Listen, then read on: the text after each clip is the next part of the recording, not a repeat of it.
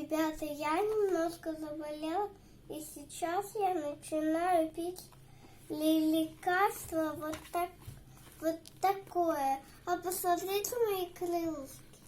Ну, крылышки у тебя замечательные. А ты кто? Ты фея? Да? Нет, я бабочка. Ты бабочка? Вот Вера сейчас будет пить от кашля гербион.